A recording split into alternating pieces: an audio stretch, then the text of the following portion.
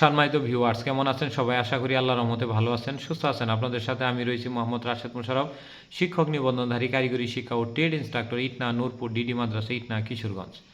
সম্মানিত ভিউয়ার্স, আপনারা দেখছেন job teachers TV. Job teachers টিভির পক্ষ থেকে সম্মানিত ভিউয়ার্স ভাই ও বোনদের জানাই আন্তরিক শুভেচ্ছা ও অভিনন্দন। সম্মানিত ভিউয়ার্স, আমার নিজ জেলা জামালপুর ও নিজ উপজেলা সরিষাবাড়ি উপজেলা। সম্মানিত ভিউয়ার্স, আজকের আলোচ্য বিষয় বেসরকারি স্কুলের বা মাদ্রাসার সহকারী শিক্ষক বনাম প্রাইমারি স্কুলের সহকারী শিক্ষক, কোন চাকরির সুবিধাটি বেশি?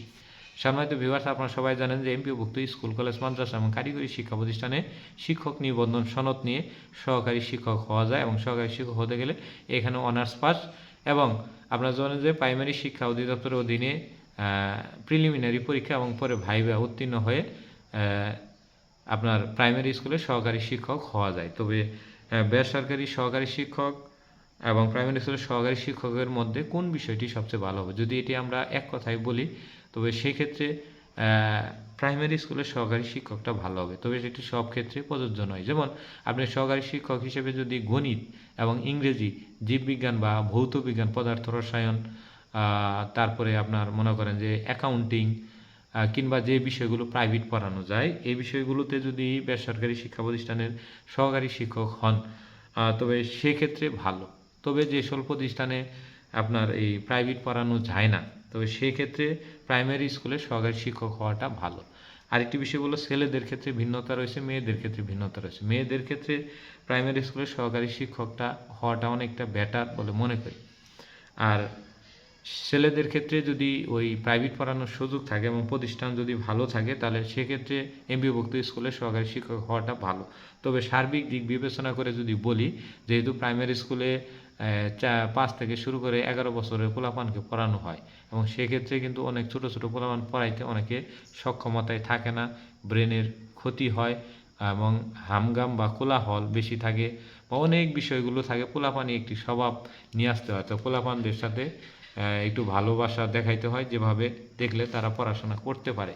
অর্থাৎ অনেকটা কোলাহল, অনেক বিচার আসে তো এই বিষয়ে। আর যদি হাই স্কুল লেভেল হয় সেগুলো 6 থেকে একেবারে কলেজ পর্যন্ত, অর্থাৎ সবাই 12 বা 13 বছরের আপ থাকে, তবে সেক্ষেত্রে এতটা সমস্যা থাকে না, মানে ক্লাস নিতে কমফোর্টেবল মনে হয়। তবে বেতনের দিক বিবেচনা করলে আপনার প্রাইমারি স্কুলে সহকারী শিক্ষকটা সবচেয়ে বেটার, কারণ এটি হলো রাজস্ব খাতের সরকারি চাকরি।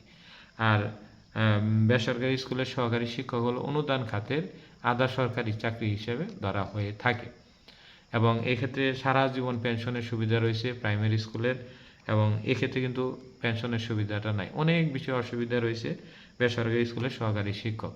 আর সরকারি সকল নিয়মে প্রাইমারি স্কুলের সহকারী শিক্ষকদের দেওয়া হয় এবং আস্তে আস্তে ধাপে ধাপে তারা প্রধান শিক্ষক হতে পারে এবং সেক্ষেত্রে 10ম গ্রেড পেয়ে যেতে পারে।